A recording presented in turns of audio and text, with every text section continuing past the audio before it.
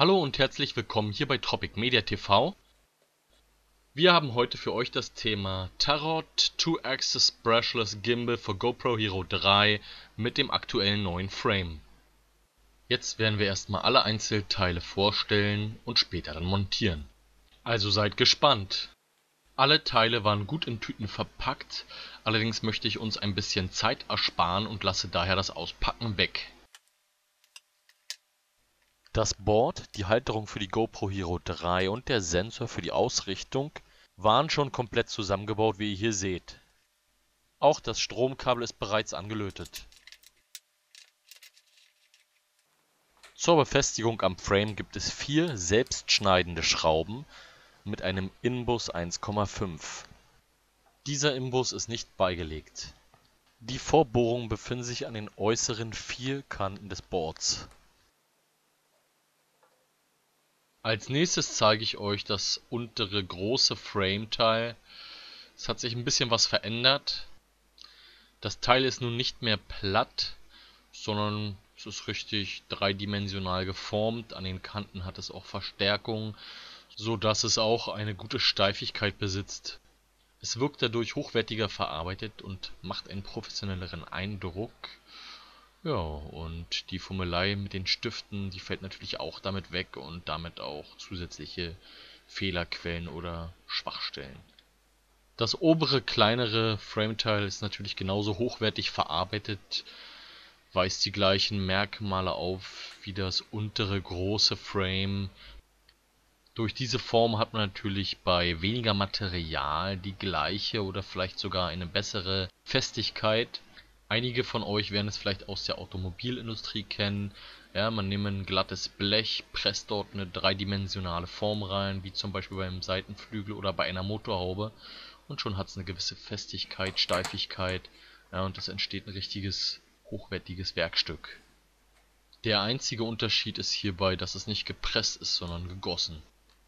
Dazu gibt es zwei 2 mm Inbusschrauben, womit der Fuß des eigentlichen Stabilisierungssystems später dann am kleinen Frame befestigt wird.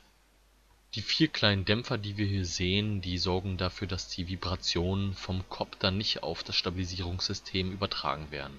Wie man hier sehen kann, sind die sehr weich und scheinbar aus Silikon oder ähnlichem Material.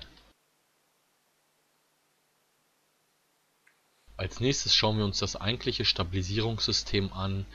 Hier haben wir als erstes den Fuß. Ja, der Fuß, der wird ja dann nachher am kleinen Frame befestigt mit den 2 Schrauben, die wir gerade beschrieben haben. Ja, und die Motoren, die sind auch schon alle soweit vorbereitet, fest installiert. Und es ist eine sehr positive Sache, das zu sehen, dass dort kaum noch Sachen zu machen sind. Was natürlich bedeutet, dass auch weniger Fehler entstehen. Die beiden Brushless-Motoren machen einen sehr hochwertigen Eindruck und ja, scheinen gut verarbeitet zu sein und lassen auf eine gute Leistung hoffen. Die 2 dreiadrigen Kabel und Anschlüsse scheinen groß genug gewählt zu sein und lassen sich unproblematisch in die Buchsen reinstecken. Was wir jetzt hier sehen, sind die Halterungen, um das Stabilisierungssystem an den Kopter zu befestigen. Sie sind leider hochglänzend und haben nicht die matte Optik wie die beiden Frameteile. Die mittleren Bohrungen kommen hier für uns in Frage, um die beiden Halterungen am großen unteren Frame zu befestigen. Dazu gibt es 2 unterschiedlich lange 2 mm Imbusschrauben, die jeweils mit einer Sicherheitsmutter vorhanden sind.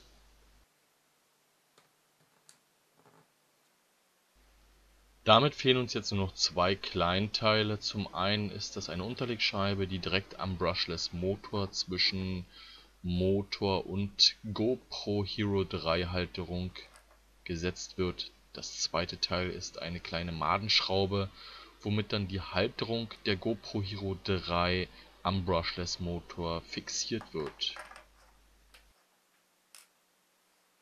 Last but not least, zum Schluss die Anschlusskabel, die beigelegt sind. Zum einen ist es ein dreipoliges Kabel, was auf der einen Seite ein Stecker, auf der anderen Seite 3 Stecker mit jeweils nur einem Pol hat weiß, rot und schwarz.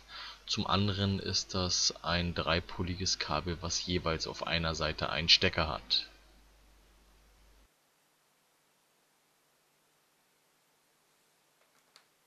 Was wir hier sehen, ist der Anschluss für das Board an den PC, um noch verschiedene Einzelheiten einzustellen.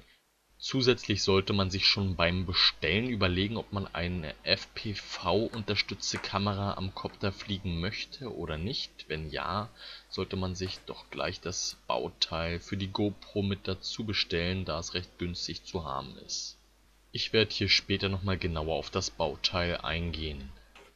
Als Werkzeuge benötigen wir auf jeden Fall einen Inbus 1,5 mm, einen Inbus 2,0 mm und einen kleinen Phasenprüfer oder Schraubenzieher, der vorne nicht scharfkantig ist. Gegebenenfalls bietet sich eine schmale Zange an für die kleinen Sicherheitsmuttern. Hier seht ihr die zweiseitige bildliche Anleitung, die mit relativ wenigen englischen Begriffen bestückt ist. Wer hierdurch jetzt ein bisschen neugierig geworden ist auf das neue System von Tarot für das 2-Axis Brushless Gimbal für GoPro Hero 3 Version 2 mit dem verbesserten Frame, der schaut sich einfach unser nächstes Video an. Wir freuen uns selbstverständlich auch für einen Daumen hoch oder wenn ihr unseren Kanal abonniert. Vielen Dank für eure Aufmerksamkeit, bis gleich.